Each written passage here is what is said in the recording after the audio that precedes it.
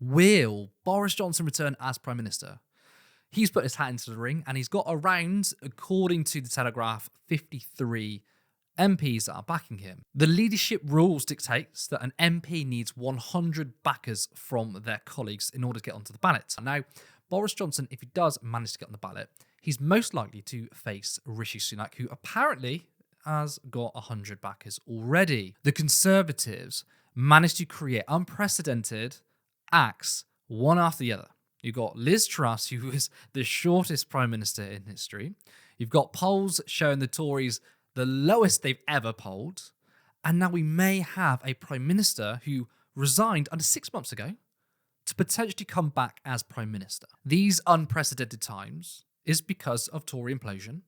And they also have not even a half-decent candidate to put up in a general election. The Tories can't govern anymore.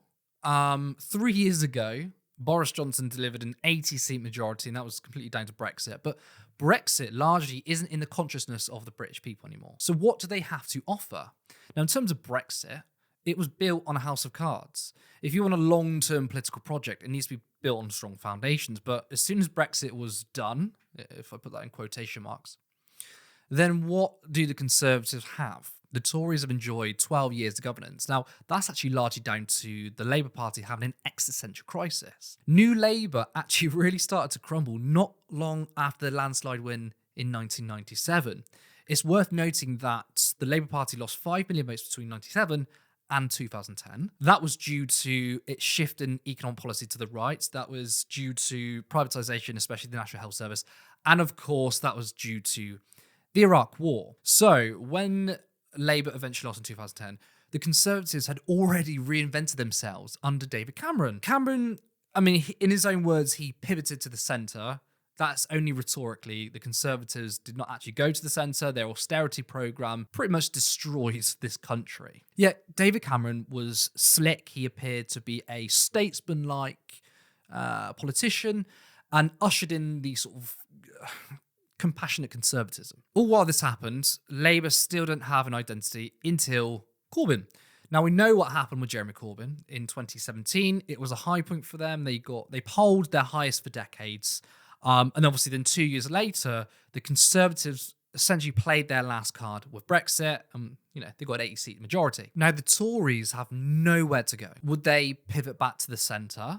What would that look like? And how would that even work? The message of economic stability, competence has been utterly shattered, and actually Labour have control of that terrain. They can't talk about the cost of living crisis because, for one, a government that is based on equality, that's bread and butter for the Labour Party. People see Labour, for all their faults, whether they like them or not, they see the Labour Party as a much more egalitarian party than the Conservatives. And then, how can they talk about the cost of living crisis when they've been in government and they've overseen it? So they could lurch further to the right. I suppose they could really lean in hard on culture wars. But again, will that actually work for them, at least electorally? Because right now, they've made themselves look utterly crazy. They've made themselves look like they should be nowhere near controlling the state. So, I don't know, lurching to the right and pushing more culture wars, making themselves look even more nuts, that's not going to play well with the electorate. So, let's talk about the candidates.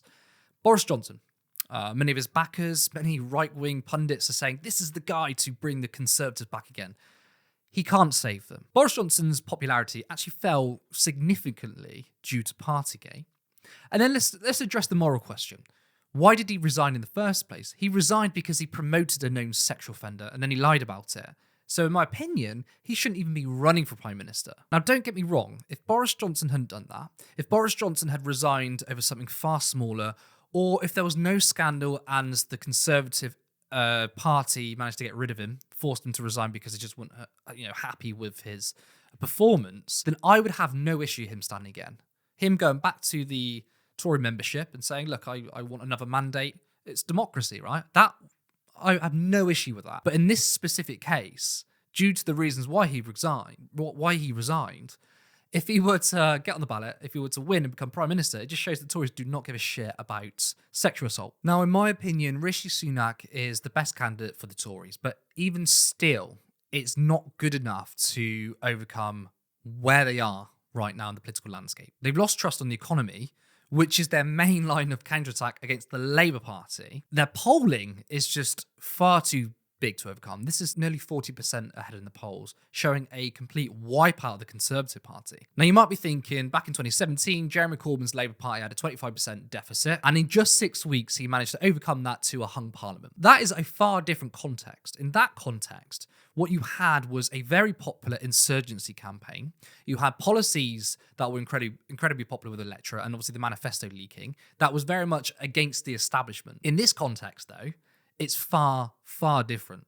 You've got someone like Keir Starmer, who was now seen as very friendly to the establishment, a safe pair of hands. And you've got a Conservative Party that once looked incredibly competent on everything, including the economy, look competent on security, look competent on crime.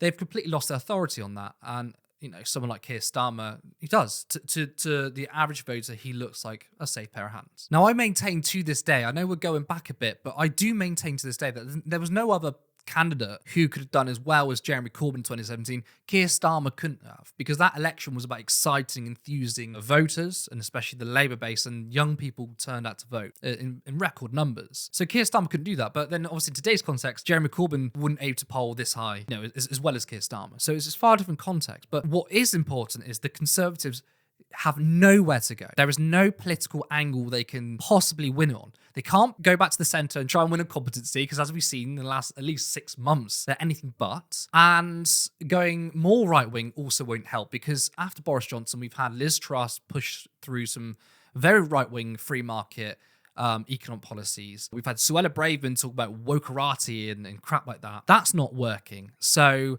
Labour are 99% going to win the next election. No idea how big, but the Conservatives have well and truly fucked themselves.